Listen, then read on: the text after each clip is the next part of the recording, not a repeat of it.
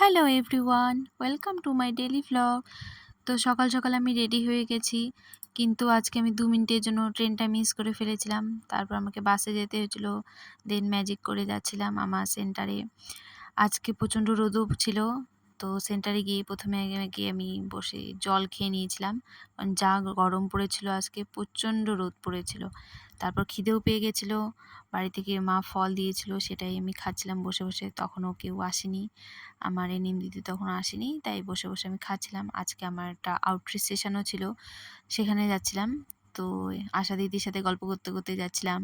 ইনি বলছিলেন পাশের এই বাংলোটাতে, ওনারা নাকি থাইল্যান্ডে থাকেন, বাংলোটা খুব সুন্দর, আমাকে একদিন নিয়ে যাবেন বলছিলেন দিদি। সেই গল্প করতে করতে যাচ্ছিলাম। তো গল্প করতে করতে পৌঁছেও গেছিলাম পাশে একটা আইসিডিএস সেন্টারে। এখানেই আজকে করব আমার আউটরিচ সেশনটা। আর ওখানকার গ্রামের লোকও খুব ভালো, একদম পরিবেশটাও খুব সুন্দর। আমার চেয়ার টেবিল সব অ্যারেঞ্জ করে দিচ্ছিলেন, পাশে দুজন কাকুর বাড়ি থেকে নিয়ে এসেছিলেন ওনারা। তারপর আমি শুরু করেছিলাম আমার আউটরিচ সেশন।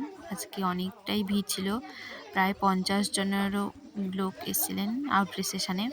ওনারা খুব কোঅপারেটিভ ছিলেন, তাই তাড়াতাড়ি হয়ে গেছিলো। তখন আউটরিচ শেষ করে আমি বাড়ির জন্য বেরিয়ে পড়েছিলাম। এই তো গাড়িতে আমি বসে আছি, বলছিল 10 মিনিট লেট হবে, 10 মিনিট বসেছিলাম, তারপর গাড়িটা ছাড়লো। এই তো এবার যাচ্ছিলাম। এবার এসে আমি ময়নাগুড়িতে নেমে তারপর ময়নাগুড়িতে একটু হাঁটতে হয়েছিল, এখানে আমি বাড়ির গাড়ি ধরবো। বাড়ি এসে স্নান করে নিয়ে নিয়েছিলাম আমি লেবু জল, কারণ এই যা গরমে লেবু জল খেতেই হবে, নিজেকে ঠান্ডা রাখতেই হবে, তাই লেবু জল খেয়ে নিয়েছিলাম 1 গ্লাস।